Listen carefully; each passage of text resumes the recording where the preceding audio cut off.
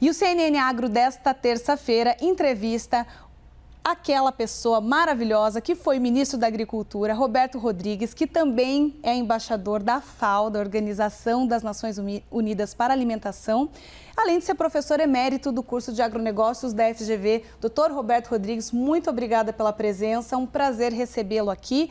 E já vou iniciar o nosso papo com uma pergunta.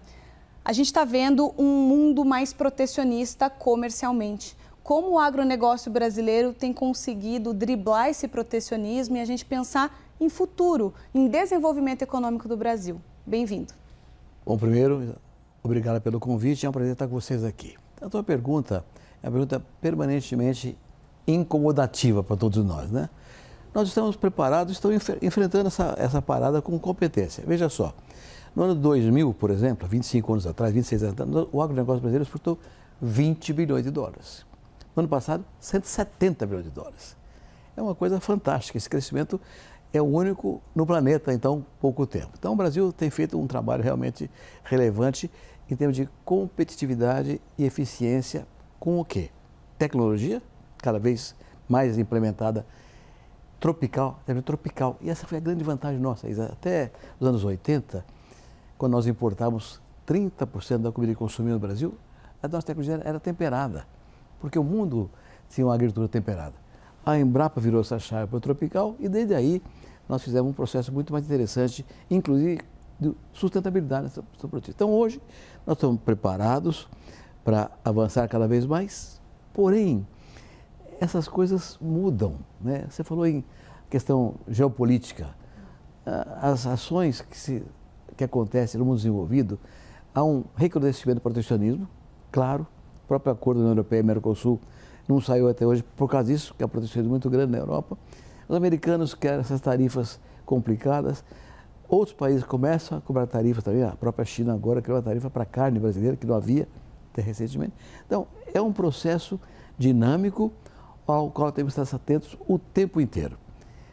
Primeira questão é essa. Segunda questão é o seguinte. Quando se fala agricultura brasileira, o Brasil é um país tão vasto, tão diversificado, tão diferenciado, que não há uma agricultura.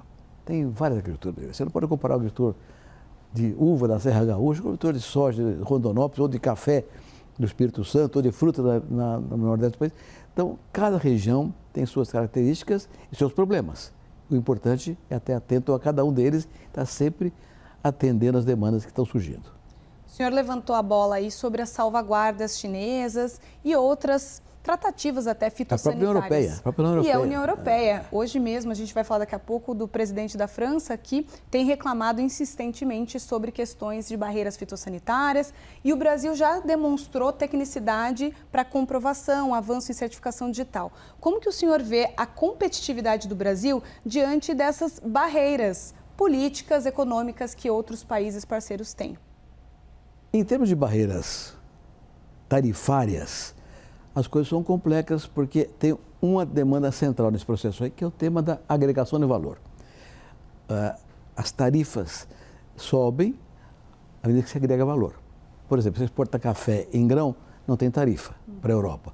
Mas se você importar um café torrado e moído ou solúvel, tem tarifa. Para quê? Para proteger a indústria europeia da competição conosco. Então, eles temem a competição com a gente. Eles estão errados? Estão certos. Estão se defendendo, tá certo? Agora, esse tema de tarifas é uma discussão permanente. Por exemplo, nós queremos aumentar a agregação de valor, mandar mais café torrado e moído para a Europa, temos que negociar com a Europa, da forma que a escalada tarifária não tenha a mesma relevância. Mas a outra tarifa que você citou aqui muito bem, nós temos as questões sanitárias ou as barreiras não tarifárias, né? É a casa ambiental, por exemplo. Então, há uma discussão, por exemplo, sobre o tema de desmatamento ilegal, né? Que existe. Infelizmente, há desmatamento ilegal. Assim como há invasão de terra, assim como há garimpo clandestino, assim como há incêndios criminosos, tem erros, tem ilegalidades praticadas no Brasil. Mas não para agricultores. O agricultor não vai desmatar ilegalmente porque ele vai para a cadeia. Não vai botar fogo na fazenda porque ele vai perder a terra dele. Então o agricultor não comete essas ilegalidades. São criminosos de outra natureza.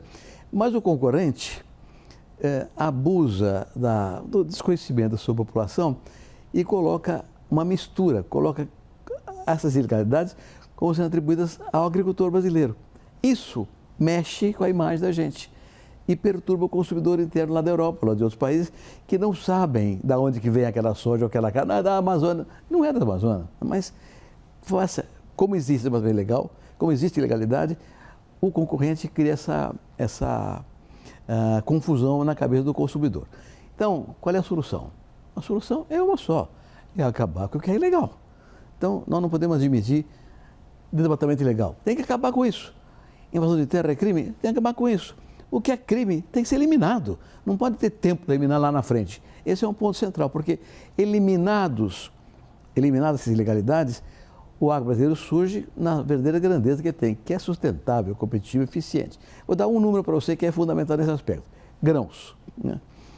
Grãos, nos últimos 25 anos, 35 anos, para ser mais preciso, 1990 para hoje, a área plantada com grãos no Brasil cresceu 120%. Área plantada. E a produção cresceu 540%. Tecnologia. Mas por trás desse número tem um número mais importante ainda. Hoje nós plantamos no Brasil 84 milhões de hectares com grãos. Na verdade, são 60. Mas o Brasil, no país do mundo, faz 2 safras, até 3 da mesma área, que é uma coisa, só o Brasil faz isso aí.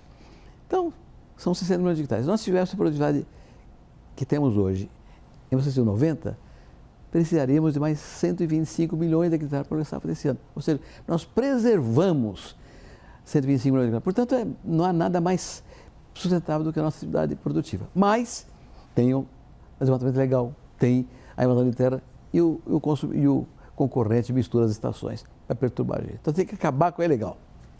E dentro essas perturbações que precisam ser resolvidas, na perspectiva do senhor, para esse ano, quais são os desafios, pelo menos 3, que a pessoa que faz parte da cadeia agropecuária vai ter?